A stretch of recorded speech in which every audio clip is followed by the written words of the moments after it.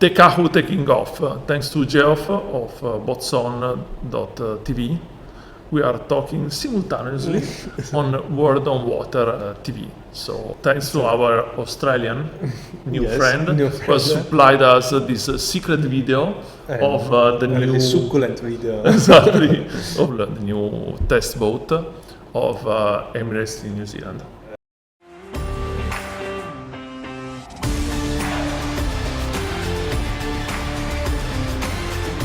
This is the World on Water for February 7, 2020. Vittorio and Pietro from Quantum Sails Genoa give us some background on Te Kahu, the test boat for MHYC New Zealand on their first outing. The MC-38s head out for the first time Act 1 in Sydney. The fantastic classic yachts are out in the Mahurangi Regatta in New Zealand. There's a new foiler in the UK, the Skeeter. Francis Joyon is in the Atlantic. We continue with Sails Arabia, Series 3. We feature the Australian Sailing She Sails program. More from Sail Arabia.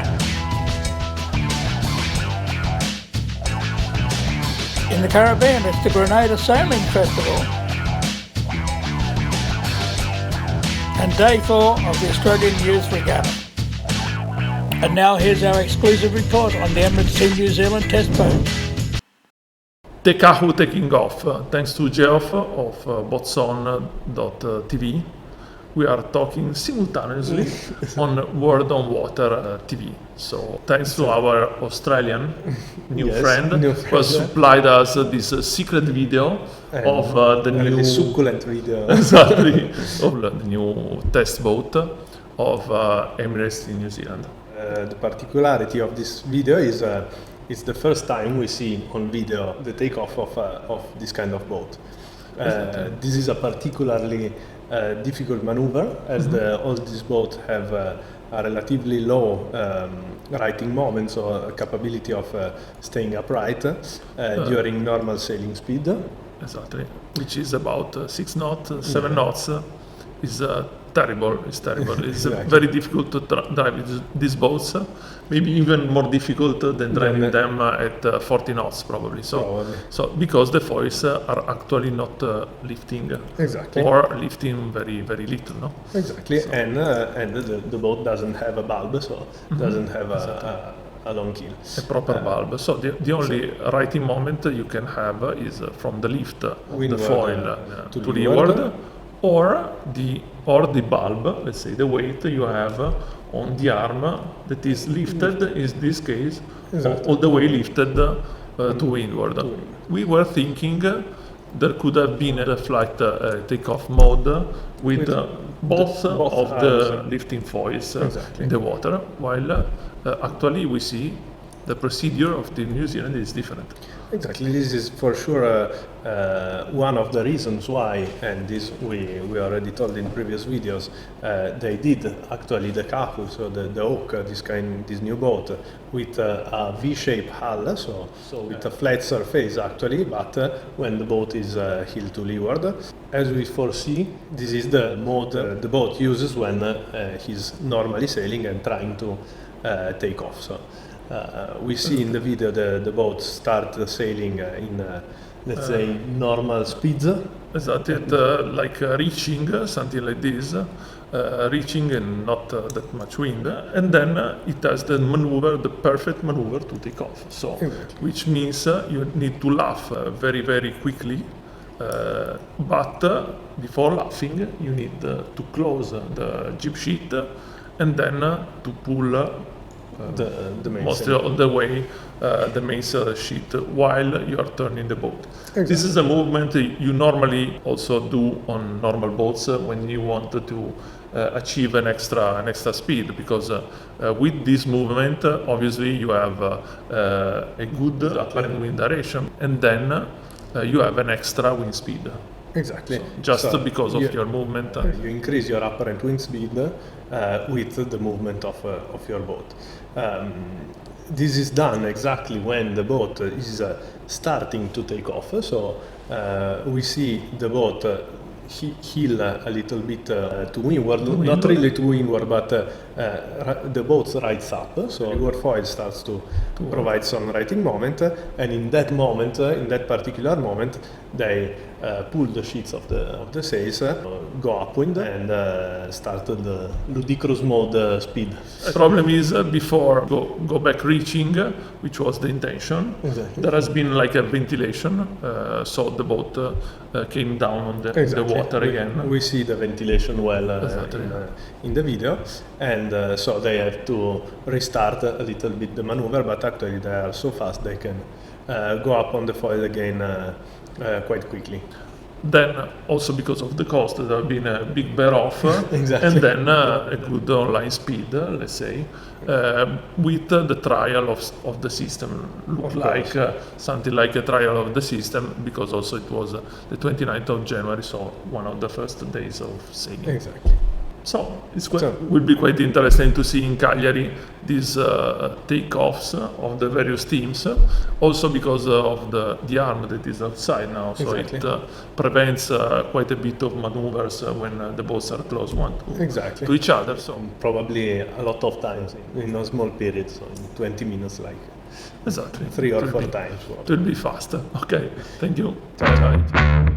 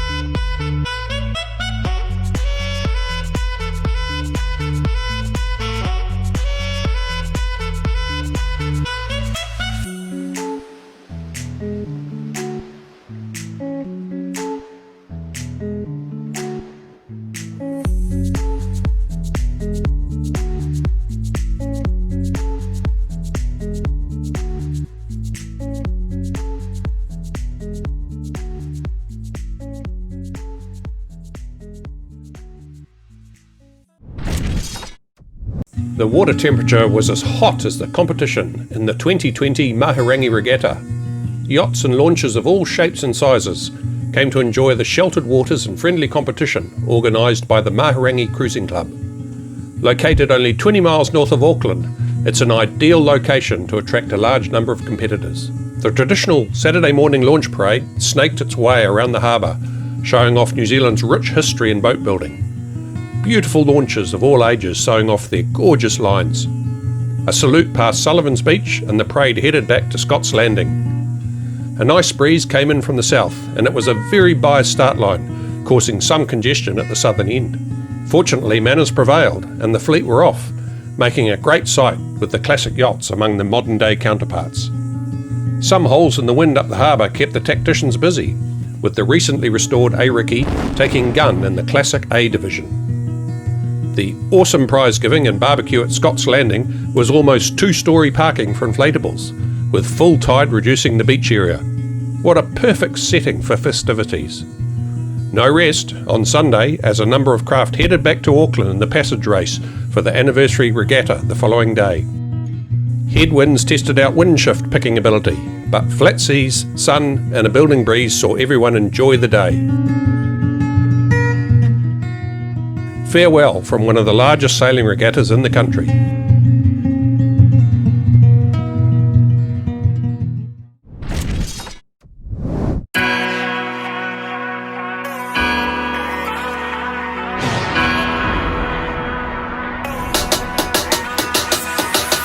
We're a few weeks away from the Arway Dinghy Show. We're down here in Weymouth to test drive the Skeeter foiling dinghy. It's about 0 degrees and 25 knots, so it's sure to be a lot of fun. So to me, the Skeeter looks like a cross between a laser and a wasp. It's kind of got the laser ability of the hull, but then wasp foils. So hopefully we'll make quite a good ride. Well, I haven't foiled for about 3 months now, so I'm sure I'm going to be a bit rusty, but hopefully minimal capsizes. Right, chat over, let's go sailing and see how she performs.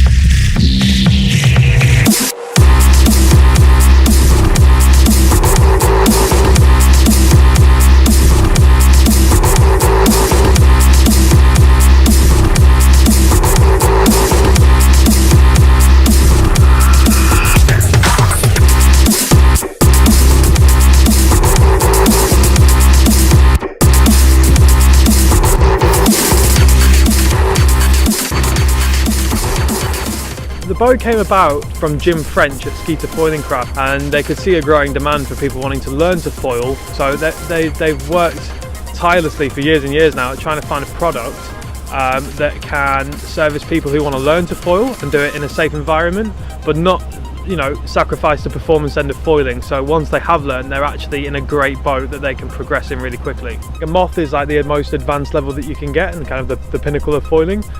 So the Skeeter is more in the same sort of area as the Wasp, doing one design foiling. The main key difference to a Skeeter to those two other boats is the fact that it's got like a wide scow moth style hull, which makes it a far more stable boat when launching, recovering, but also when you're on the water, if you want to have a break between foiling, etc. It's quite an easy boat to just relax on. That being said, it doesn't sacrifice anything at the performance end, and it has a wide wind range that it can foil in, starting at about 7 knots, with a couple of different rig options. It's also very good in the manoeuvres, so foil tacking and jibing is all possible. Very, very clever design. The way that they've designed the rig means that you haven't got such a full mainsail, and playing the main sheet is very important in foiling boats. The experience of putting it in the water and bringing it back is quite simple. You've always got a little bit of reassurance if the wind drops or it picks up, because you can just adjust the wand length and sail it around in displacement mode like it's a wide boat. And then on the foils itself, it just feels unloaded and light, quite easy to learn the manoeuvres on, and yeah, just a dream really. If you want to test out a Skeeter, the Andrew Simpson Foundation actually has 4 training centres, 3 in the UK, and we can arrange a demo. You can come and have a foiling lesson, a first flight session, but the boats are available to use at the centres. I'm also aware that Menorca Sailing are going to be having one this season, so if you want some fun in the sun, you can also go and try a Skeeter in Menorca. So this year at the 2020 Dinghy Show, Skeeter is going to be front and centre in the main foyer as you walk in. So a great opportunity to get up close and personal with the boat, have a look at the wings, see how the systems work. First hand you'll see how the wand, the foils and everything. So I'll come along to the dinghy show, you'll see it there.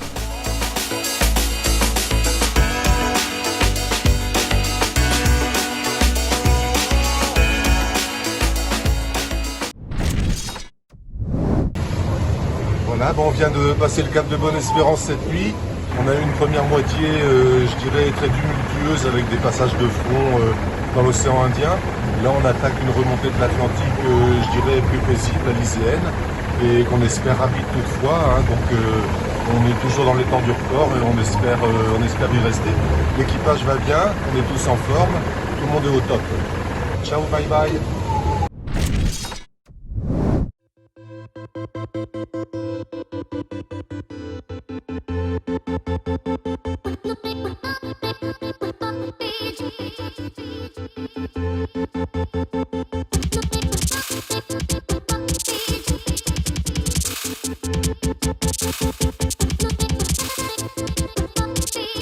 DB Schenker is in charge of the logistics to transport the boat from one stage to another. I'm proud to sail for DB Schenker.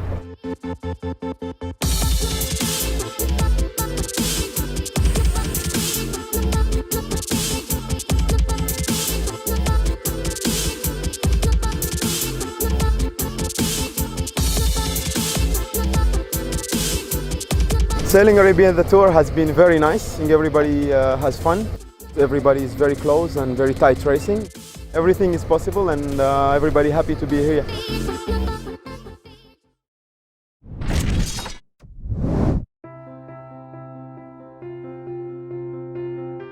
I started off my sailing career in more of a professional sense in the 420. I was lucky enough to go to 3 Youth World Championships. That sort of springboarded me being in the 470 class, which saw us compete at the 2016 Rio Olympics. And that's when I was asked if I would come and do the role here in Victoria of being head coach.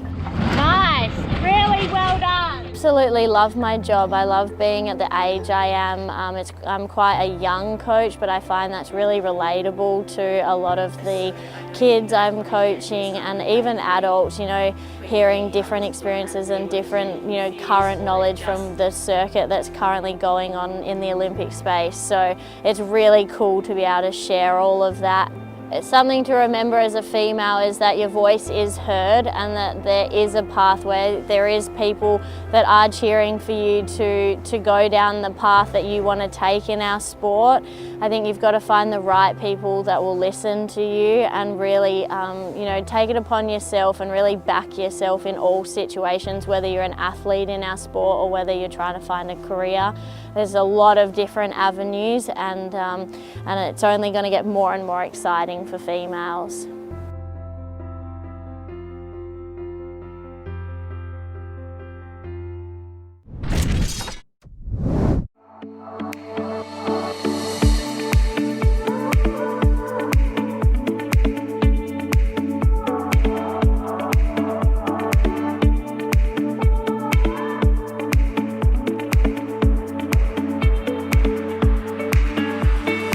We're so happy to have a Renaissance supporting our boat, which is full Omani crew.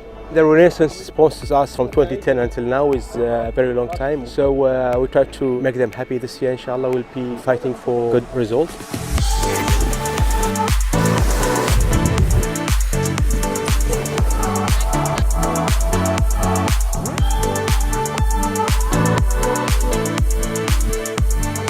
It was hard conditions and maybe the tightest day since the beginning of the competition. The girls of DB Schenker are not far behind us. We have to sail maybe better as a team.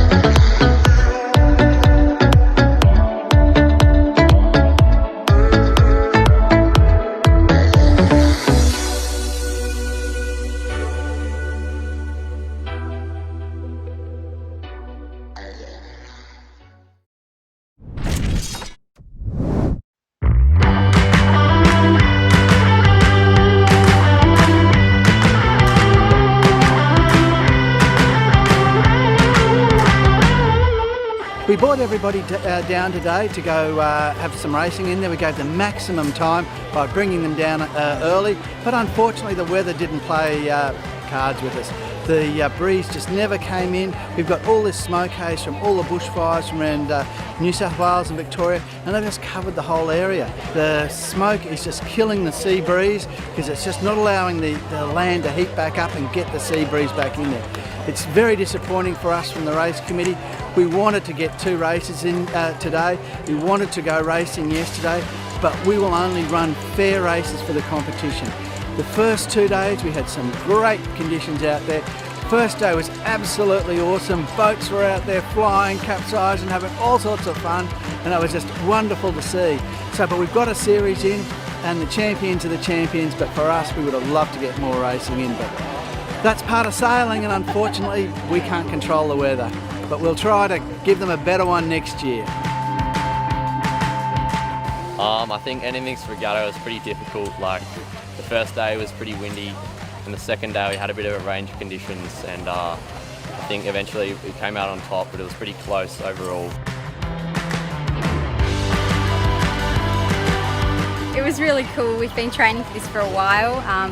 We've been joined up last year, so yeah, it's been a long time coming, and yeah, it's really cool to win, to come away with the win. It was a short regatta, but definitely a good one.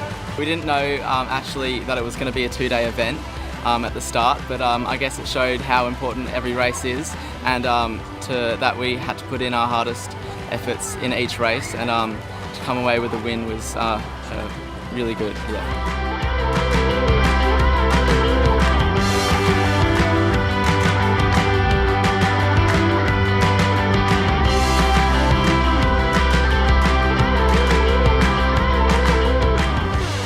Yeah, it's pretty exciting to have got first girl at this regatta. We had 2 pretty consistent days, the first 2 days, and yeah, we managed to do 6 races without using our drop, so that was pretty good. Yeah, we've been training a lot this past winter and summer season to try and prep for these nationals. It feels really great to be selected as the radial woman for the Youth Worlds. I'm really excited to go to Brazil. Yeah, super excited. Yeah, December, we're really looking forward to it. Looking forward to a lot of training between now and then. So lots of events, bit of travel to Europe, and just be the best sailors we can when we're there.